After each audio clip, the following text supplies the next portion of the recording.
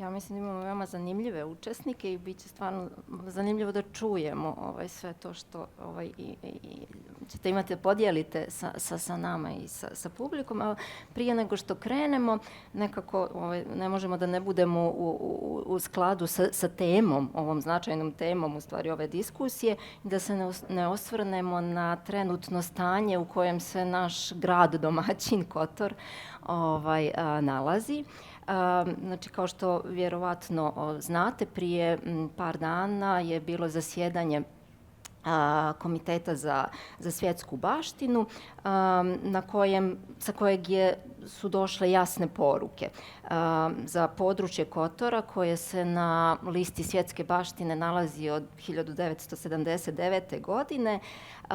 jasno je ukazano da taj neadekvatan razvoj kojem svjedočimo je već degradirao izuzetnu univerzalnu vrijednost ovog područja, zbog koje se mi i nalazimo na toj listi. Da nemamo dosljedne sisteme upravljanja, planiranja i zaštite, i da postoji zaista rizik da se nađemo na listi svjetske baštine u opasnosti ukoliko konačno i hitno ne preduzmemo neke konkretne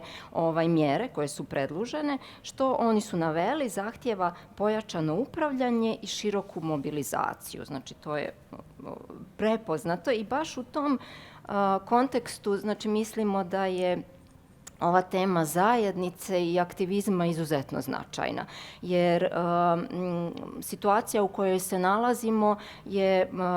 posljedica neadekvatnog djelovanja vlasti, institucija, kako na lokalnom, tako i na državnom nivou, i u takvoj situaciji zaista je jako bitno da se glas onih koji predstavljaju zajednicu ovog prostora čuje, jer gradovi i područja ne pripadaju samo tim donosiocima odluka. Oni u stvari pripadaju svima nama, posebno u ovoj situaciji kada govorimo o području svjetske baštine, gdje je ta zajednica još i šira. Znači, mi u stvari imamo tu sreću da živimo u prostoru koji je baština cijelog čovječanstva. Tako da je nekako naša odgovornost i u tom smislu još veća. Struka i mi iz nevladinog sektora smo ukazivali na te nagomilane probleme godinama, ali nažalost institucije nisu čule ili nisu željele da čuju, i zato mislimo da je nekako stvarno krajnji trenutak da se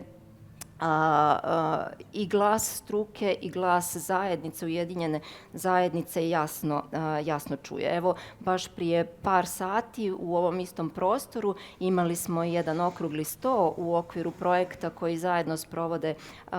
Fondacija Dom Branko Zbutega, Opština Kotor i Šer fondacija, i govorili smo o Perastu, o Boki u cjelini. Jasno je da je stav svih učesnika bio taj da zaista je potrebno da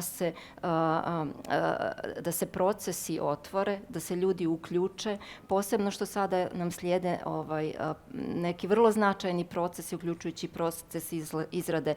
plana upravljanja za područje, koji je jako bitno da bude participativan, da uključi predstavnike svih aktera i posebno građane, građanke ovog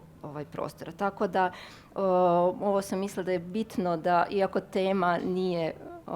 Kotor večeras, ali jeste bitno, evo, nije slučajno, znači to se trenutno dešava, i mislim o svemu ovome bit će prilike da se govori, ne samo večeras, u mjesecima koji dolaze sigurno će biti prilike i da se govori i da se djeluje vezano za sve to, tako da u stvari želimo i da iskoristimo ovu priliku i da vas pozovemo da se uključite, jer i ovo područje stvarno i ovaj grad nas trebaju.